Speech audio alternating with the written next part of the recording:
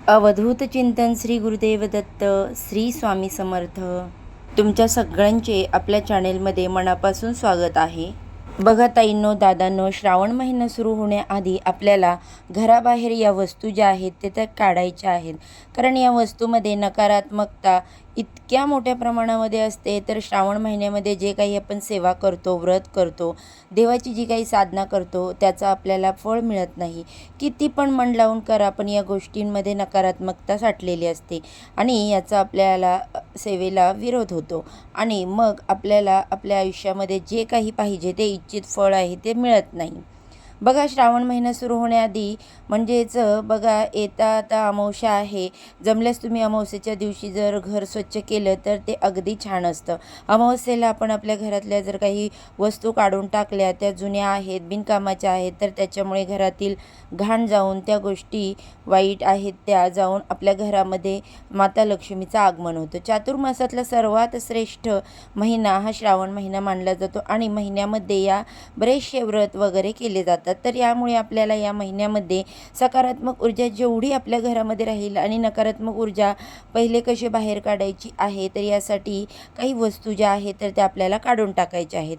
आपल्या घरामध्ये ज्या कुठल्या गोष्टी असतात तर त्याचा आपल्या जीवनावर चांगला वाईट परिणाम होत असतो. कारण प्रत्येक गोष्टीची त्यामध्ये स्वतःमध्ये अशी काहीतरी ऊर्जा साठवण्याची क्षमता असते.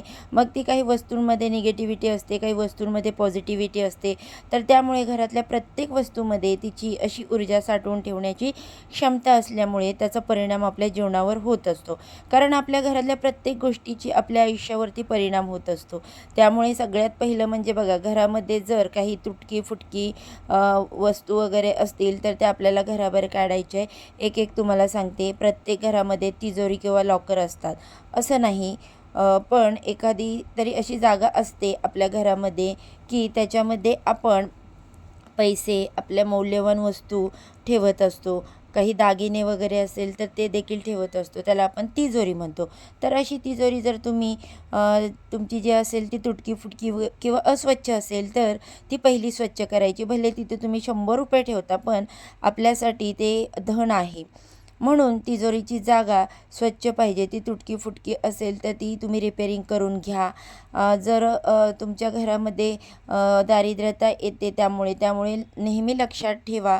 त्यानंतर घरामध्ये जर तुटकी फुटकी भांडी असतील, चिरलेली भांडी असतील, वाट्या, ताटल्या, ग्लास जे काही असेल तर त्या वस्तूसुद्धा तुम्हाला बाहेर काढायच्या आहे. या वस्तू, तुटक्या फुटक्या वस्तू ज्या आहेत तर त्या आपल्याला हानी पोचवतात. मग बऱ्याचदा असं आपलं होतं की पैसा येतो घरामध्ये, पण अगदी पाण्यासारखा का खर्च होतो, कुठे वायफळ गोष्टींमध्ये खर्च होते आपल्याला कळतसुद्धा नाही. त्यानंतर सगळ्यात महत्त्वाचं, आणि देवघरामध्ये खंडित तुटलेली फुटलेली मूर्ती किंवा फोटो ठेवू नका. त्यामुळे सुद्धा घरातील आर्थिक स्थिती जी आहे तर ती खालावत जाते. म्हणून देवघरातले काही ग्रंथ असतील जे तुम्ही व्यवस्थित चिकटपट्टी लावून व्यवस्थित करून घ्या. फोटो, मूर्ती वगैरे सगळं आपल्याला व्यवस्थित, जर तुटलेले असतील, चिरलेले असतील, होल पडलेले असतील तर त्या पाण्यामध्ये प्रवाहित करून तुम्ही व्यवस्थित गुरुजींना विचारून जुन्या मूर्त्यांचं काय करता येईल किंवा जुन्या मूर्त्या देऊन त्या पैशामध्ये देवाचंच काहीतरी सामान, नवीन मूर्ती घेऊ शकता. नवीन मूर्तीची स्थापना करण्यासाठी श्रावण महिना अत्यंत महत्त्वाचा मानला जातो. म्हणून देवघराच्या बाबतीत पण लक्षात घ्या. देवघर तुमचं देवारा काही तुटलेल्या वगैरे असेल तर तो सुद्धा तुम्हाला रिपेअर करायचा आहे. सगळ्या गोष्टी अगदी छान असल्या पाहिजे. आपलं घर भले एक रूमचं असेल ना, पण ते टापटीप असणं महत्त्वाचं आहे. त्यानंतर अजून महत्त्वाची गोष्ट म्हणजे आपल्याला घरामध्ये भंगार किंवा इतर काही रद्दी वगैरे सामान असेल तर ते सुद्धा काढून टाकायचं आहे. आपण बघा, आपल्या घरावरती एखादा असा पोटमाळा असतो तर त्यामध्ये आपण ज्या काही न लागणाऱ्या वस्तू आहेत तर त्या तिथे टाकत असतो आणि दरवर्षी आपण त्या साफसुद्धा करत नाही. कारण आपल्याला वाटतं की जाऊ दे, काय साफ करायचं, खालचं व्यवस्थित करू, पण तो सुद्धा आपल्या घराचा एक भाग आहे.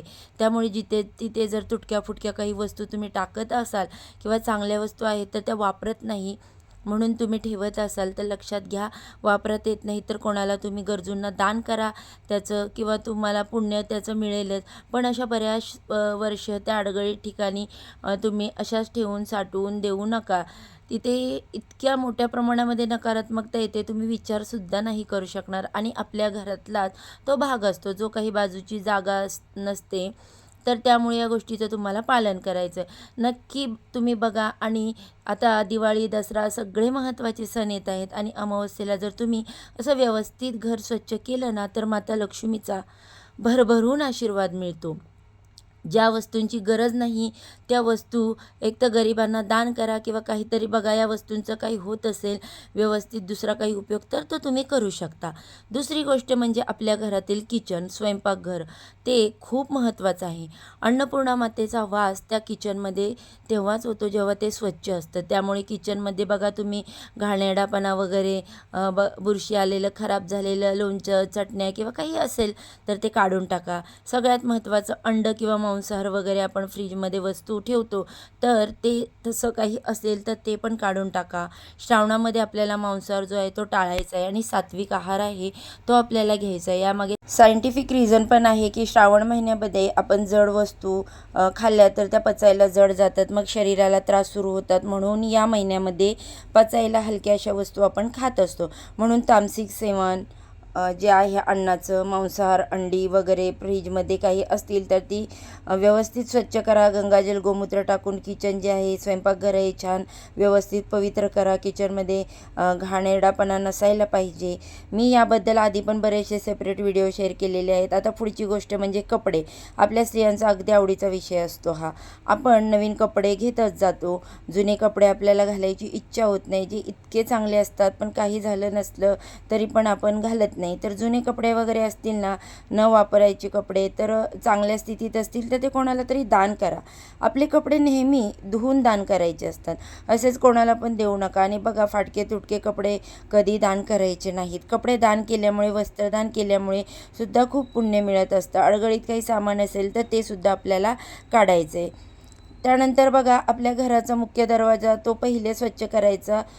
तो जर काही तुटलेला वगैरे असेल आपल्याला तो रिपेरिंग करून घ्यायचा आहे. कारण उघडताना बंद करताना दरवाजाचा किर किर असा आवाज कधीही यायला नको. ते एक नकारात्मकतेचं कारण मानलं जातं. तर त्यामुळे तुम्हाला तुमचा जो मुख्य दरवाजा आहे तो व्यवस्थित स्वच्छ करायचा आहे.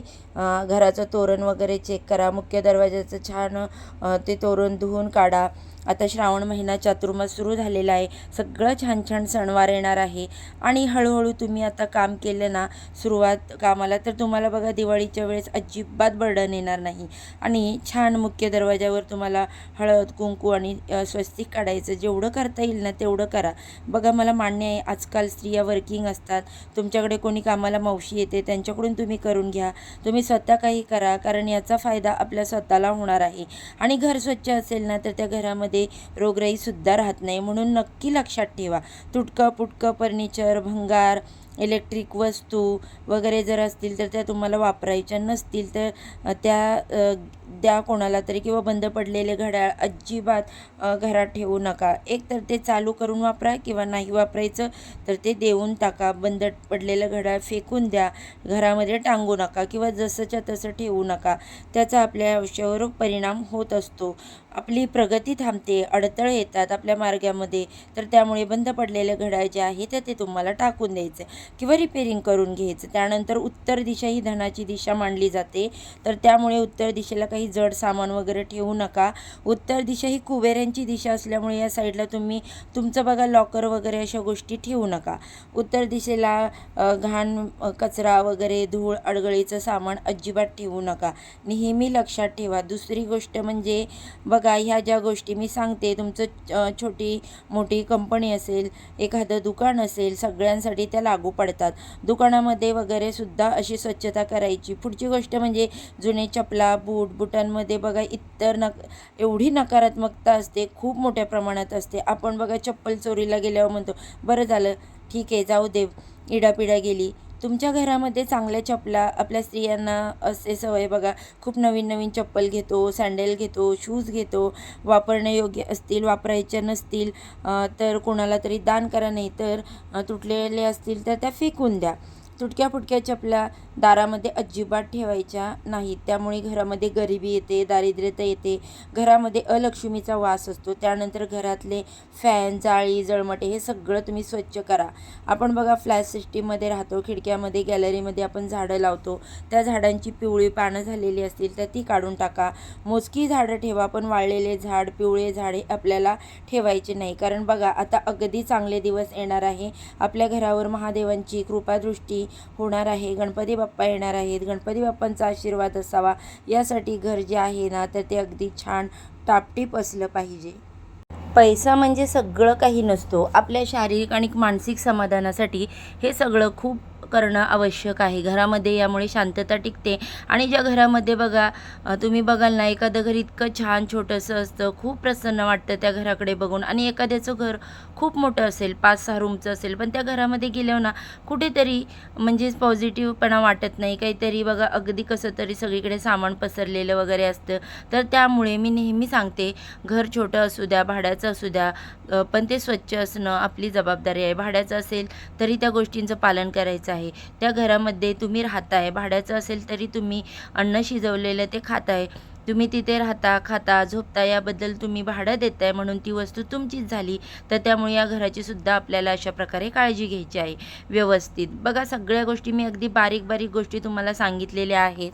या व्यतिरिक्त पण तुम्हाला काही गोष्टी असतील माहीत तर त्या नक्की कमेंटमध्ये करून सांगा. कारण आपण जेव्हा एखादी गोष्ट 4 लोकांना सांगतो तर त्याचा कुठे ना कुठे पुण्यफळ जे आहे तर ते आपल्याला मिळत असतं. म्हणून न चुकता न विसरता श्रावण येण्याआधी अमावस्येच्या दिवशीसुद्धा तुम्ही या सगळ्या गोष्टी बघा घरातला घाण कचरा वगैरे बाहेर काढा, जेणेकरून माता लक्ष्मी घरामध्ये प्रवेश करेल आणि आपल्या सगळ्या इच्छा पूर्ण होतील. आपल्या कष्टासोबत नशिबाची साथ मिळेल, हे जास्त महत्त्वाचं आहे. तर माहिती पटली असेल तर व्हिडिओला लाईक करा, शेअर करा. आपल्या चॅनलवरती नवीन असाल तर सबस्क्राईब नक्की करा. धन्यवाद.